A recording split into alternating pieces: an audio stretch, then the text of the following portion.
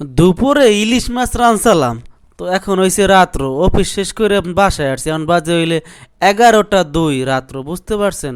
তো ইদানিং একটু গরম পড়ছিল, তো ভাত তো অনেক সকাল সকাল রান্না করি, তো ভাত আবার থাহে না, মানে হয়ে যায় নষ্ট, কারণ দরজা জানালা সব আটকাই তুই যায়। তাই করছি কি, ভাতের মধ্যে পানি দিয়ে তুই গেছি, কারণ ভাত যেন নষ্ট না হয়। না, আজকে ভাতটা ভালো আছে, শক্তই আছে মোটামুটি, কারণ একটু একটু শীত কিন্তু পড়ছে, তো ইলিশ মাছ দিয়ে পানি ভাত খামু, হ্যাঁ আর কি হইতে পারে মজার।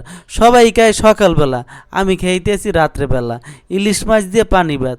আর ইলিশ মাছ আনসালাম আধা কেজির মতো, আসিল দুগ্গই রান্না করছি, কিন্তু একটু বেশি হয়ে গেছে দেখা যায়।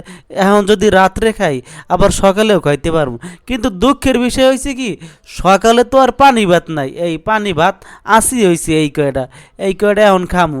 তো ভাত কয়টা যে ভালো আছে এইটা অনেক শুক্রিয়া, কারণ ভাত তো মুই আবার একটু সকালে সকালে রান্না করি, তো সকালে রান্না করলে আবার ভাত কিন্তু থায় না, রুমের মধ্যে তো কেউ থায় না, এল্লা মানু বেসালার থাই, দরজা জানালা আটকাইয়ে তারপর যাই ডিউটিতে অফিসে। আইয়ে দেখি কি ভাতের কাম অবস্থা, এই রাত্রেও খাওয়া লাগে পানি দেওয়া ভাত, চিন্তা করা যায়, মানে 2 বেলা ভাত তাও থাকে না। এই চাই দাও ইলিশ মাছ আছে এখনও 4-5 খান, এত খাওয়া যাইতো 2 দিন, তোর সবই রাঁধছি। আর ইলিশ মাছটাই গুনে যে ঘেরান আইছে, কি কম মনে আইতেছে মগো বিষখালী নদীর মাছ, এত স্বাদ পাইছি বিশ্বাস করবেন না।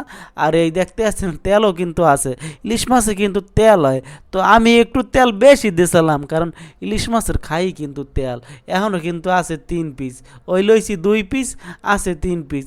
এই আল্লাহ বাসাই রাখলে কালকে সকালে খামো। সকালে তো ভাত নাই, দেখা যায় ভাত রাঁধতে রাঁধতে বাজবে 10টা, তো সকালে ওই ভাতের লাগে খামো আনে, আর ডাইল ডুইল একটা কিছু রান্না করবো আনে। রাইতের বেলা পানি বাদ্যে ইলিশ মাছ আর কোনো খাওয়ান আছে কোন?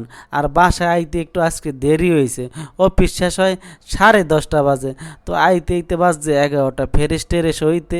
তো আইয়ে দেখি না, মাসাল্লাহ ভাত কয়টা মোটামুটি ভালো আছে, খাওয়ার মতো খাওয়া যায়।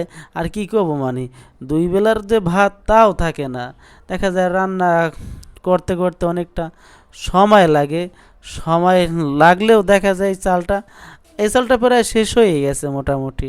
আর 1-2 কেজি আছে, 1-2 কেজি শেষ হয়ে গেলে একটা ভালো চাল নিয়ে পাইজামটা কি রাঁধতে সময় লাগে, কিন্তু ভাত কিন্তু ভালোই থাকে।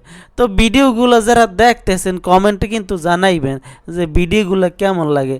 আমি কিন্তু বিবাহিত ব্যাচেলার, মানে বিয়ে করছি তারপরও ব্যাচেলার। ও যারা চ্যানেলটা সাবস্ক্রাইব করেন নাই একটু চাপ দিয়ে দেবেন, সাবস্ক্রাইব করে লাইয়েন সবাই।